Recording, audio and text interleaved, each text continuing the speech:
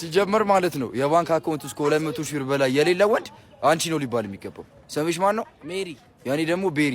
በአሁኑ ሰዓት ከአሜሪካ ፈትልኮ የወጣ መረጃ እንደሚያሳየው 6 የአረብ ሀገራት እስራኤል በጋዛ ጥቃት በምትፈጸምበት ሰዓት ሳይቀር ከእስራኤል ጋር በድብቅ ወታደራዊ ልምምድ ሲያካሂዱ እንደነበር ያሳያል። በድብቅ ከእስራኤል ጋር ለ3 ዓመታት ወታደራዊ ልምምድ ሲያካሂዱ የነበሩት የአረብ ሀገራት ግብጽ፣ ጆርዳን፣ የተባበሩት አረብ ኤሚሬትስ፣ ሳውዲ አረቢያ እንዲሁም ጆርዳን ናቸው። ይህንንም ወታደራዊ ልምምድ ያካሄዱባቸው ሀገራት ግብጽ፣ ኳታርና ባህሬን ናቸው። እስራኤል ባለስልጣናትም የወታደራዊ ልምምድ በሚካሄድበት ሰዓት እንግዲህ ወደ ኳታር ሲጓዙ ህዝባዊ አመፅ እንዳይነሳ በድብቅ በአውሮፕላን ወደ ኳታር እንደገቡም ያሳያል። የወታደራዊ ልምምድ በሚፈጸምበት ሰዓትም እንግዲህ እስራኤል በከፍተኛ ሁኔታ በጋዛ ውስጥ ጥቃት እየፈጸመች ነበር። ነገር ግን የአረብ ባለስልጣናት እንግዲህ በይፋ እስራኤልን ያወግዛሉ። ነገር ግን በድብቅ ደግሞ ከእስራኤል ጋር ወታደራዊ ልምምድ እያካሄዱ ነበር። ይህንንም ወታደራዊ ልምምድ በበላይነት ስትመራ የነበረችው አሜሪካ እንደነበረችና ይህንንም ወታደራዊ ልምምድ ሲያካሄዱ የነበረው እንግዲህ እስራኤል በጋዛ የምታደርገውን ጥቃት ለመደገፍ ሳይሆን ኢራንን ጥቃት ለመከላከል በሚል ነው። እንግዲህ የአረብ ሀገራቱ ከእስራኤል ጋር በትብብር ወታደራዊ ልምምድ እያካሄዱ የነበረ። ስለዚህ ጉዳይ አዳዲስ መረጃ ካለ ቶሎ ቶሎ አሳውቃችኋለሁ። እስከዛ ድረስ የፕላስ ምልክቷን በመጫን ፎሎ ማድረግ እንዳይረሳ። ተራኩኝ። አንተ ምን እየሰራህ ነው? የጃቢዝ ማስታወሻን እየጻፍኩ ነው። ኧረ እባክህ የምሬን። ያንተ ታሪክ ነው ማስታወሻነት ወቅቱ። አሁን ምን ማለት ነው?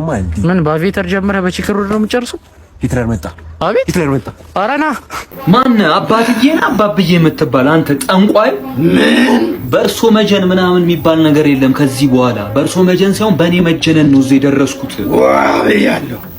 ጨርቅህን አስትዬ ላይ ነው ማስቀዝነ አዛት እባክህ ተሸፋፍነህ ተቀምጠ። ልብ ካለ ወጣ በል ወደዚህ። ይሄን 8ቱ ጀበና አናት ላይ ነው መሰካል። አንተ ሌባ በጣት አይናጠነቁልም እንኳን ሌላ ነገር። እኔ ባቀረብኩህ ነገር ገንዘብ አግኝተህ የኔን ዓመት ግብር ላለመክፈል መሆኑን አውቃለሁ። አውቀህ ሞታል። እንኳን ገንዘብ እንዳገኝ ቀርቶ ባዶ እግሬን በሰጥ ካልሲ አታደርግልኝም። አንተ ዝም ብለህ ተሸፋፍነህ ሰንደልን ሰክተህ ጫትህን ቃም። አንተም ብሎ አባብዬ የሚለውን ዘፈን ጋብዣለሁ። ታዲያ ከኔ ካልሆነ ከየት አምጥተህ ነው? ቴሌግራም ላይ ዚንጎ ቢንጎ ቦት ብዬ ገብቼ ነው ገንዘቤን የሰራሁት። እንዴት? ቴሌግራም ላይ ዚንጎ ቢንጎ ቦት ብሎ ይገባሉ። እንደተመዘገቡ ጉርሻ አለው። ዲፖዚት ባደረጉ ቁጥር ደግሞ 20% ቦነስ አለው። በየአንዳንዱ ጨዋታ እስከ 80 ሺህ ብር ማሸነፍ ይችላሉ። እዚህ ምናምን አይበ አንተ ነህ እቴን መታት? አንተ ነህ ወይ? ተነስ እናውረኝ። ስማ ምንድነው? ልዳርልህ አንተ አንደርስም እንዴ? አሪው ማፑኮ ቦሌ ላልኩ። ኧረ ሰውን ጠይቅ። አባ የት ነን? ቦሌ ነን። ኧረ ቡርቃኖ ነው ያላችሁት። ቡርቃኖ ነው። ወይኔ አንተ ያማል እንዴ?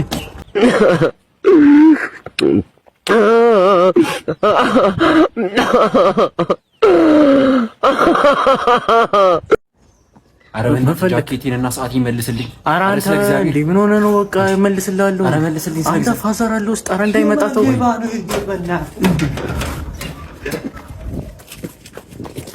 እዚህ ጋር የምትመለከቱት ካርታ በጣም አስፈሪ ካርታና በህይወታችሁ አይታችሁ የማታውቁት ካርታ ነው። ካርታውም የተሳለው በዚህ ሰው ስሙ ኢድሪስ ይባላል።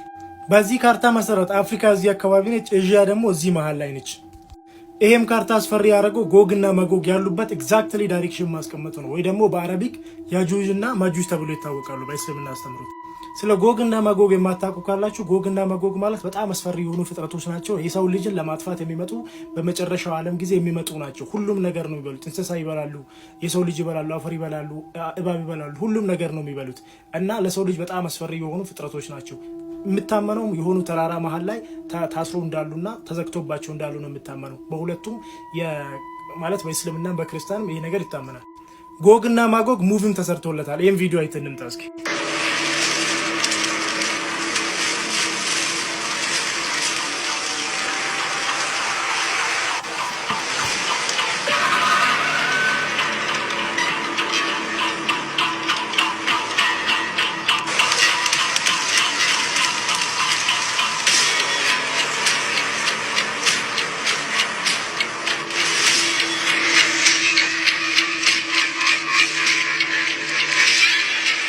ኢድሪስም እንደዚህ አይነት ፍጥረቶች ያሉበት ቦታ ቀጥታ ካርታው ላይ ያስቀምጦታል።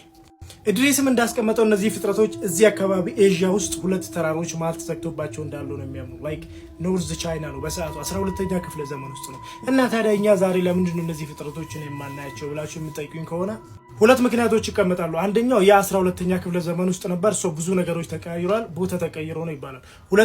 ሁለተኛ መላምት ደግሞ ኢድሪስ ይሰክሶናል ማለት ነው። ለንጽጽር ያክል ይህን ተመልከት ውስጥ ከባህር ዳርና ከጣና ማን ይሰፋል ብለን ጠይቀናችሁ ነበረ። ባህር ዳር ከ60 እስከ 70 ኪሎ ሜትር ስኩዌር ነው የምትሰፋው። ይህ ማለት አሁን እኛ የምናውቃት ባህር ዳር ማለት ነው። የዙሪያ ከተሞችን ሳተላይት ሲቲዎችን ከጨመረች ከ200 እስከ 300 ኪሎ ሜትር ያክል ትሰፋለች። ጣና ሐይቅ ደግሞ ከ3000 እስከ 3500 ኪሎ ሜትር ነው የሚሰፋው። እንዲሁ ለስኬል እንኳን ጣና ሐይቅ 50 ባህር ዳሮችን በውስጡ መያዝ ይችላል። እነሆ አንዲት ሴት በህይወት ዘመናችን ሰምተነው ከማናውቀው ሀገር የመጣ ፓስፖርት ይዛ በጄኤፍኬ አውሮፕላን ማረፊያ አረፈች። በጄኤፍኬ ዓለም አቀፍ አውሮፕላን ማረፊያ ባለስልጣናት በድንጋጤ ተውጠዋል። ዛሬ ማታ አንዲት ሴት ከቶኪዮ መጣ ቴሬዛ ከሚባል ሀገር ፓስፖርት ይዛ ቀረበች። ፓስፖርቱ እንከን የለሽ ነበር። ባዮሜትሪክ ቺፕ፣ ፍጹም ሆሎግራም እና ከማይኖሩ ሌሎች ሀገራት በደርዘን የሚቆጠር ማህተሞች ነበሩት። ሰነዶቿ ፍጹም ነበሩ። ነገር ግን ቴሬዛ የምትባል ሀገር የትም የለችም። ምስክሮች እንደ ማንኛውም ቱሪስት ሙሉ በሙሉ ተራ ትመስል ነበር ይላሉ። ነገር ግን ቴሬዛ የምትባል ሀገር እንደሌለ ሲነግሯት ደነገጠች። ይህ አሜሪካ ነው ስትል ጠየቀች። አዎ አልኳት። ከዚያም አሜሪካ በተሳሳተ ቦታ ላይ እንዳረፈች በለሆሳስ ተናገረች። ለሆሳሱ ባለስልጣናት በክትትል ስር ደህንነቱ በጠበቀ ክፍል ውስጥ አስቀምጧት። ለሰዓታት በጸጥታ ተቀምጣ ነበር። ከዚያም ጠፋች። ዋት እሷ ማን ነበረች? ከሌላ ዓለም የመጣች የጠፋች ተጓዥ። አንቺ የጧቷ ሰንሴት ግን አይተሻታል? የጧቷ ሴት የምን ሴት ሰንሴት? ፀሐይ እኮ ነው እንግሊዘኛ ነው። ኧረ በእናትህ ሰንሴት ፀሐይ በቃ ምንድነው የሚሻለው? ልፈትርሽ ብዬሽ እኮ ነው። አውቀዋለሁ እንግሊዘኛ ሴት ብዙ አይነት በእንግሊዘኛ ብዙ አይነት ሴት አለ። በመልክም አንደኛ ቁመናም አንደኛ ጨዋታም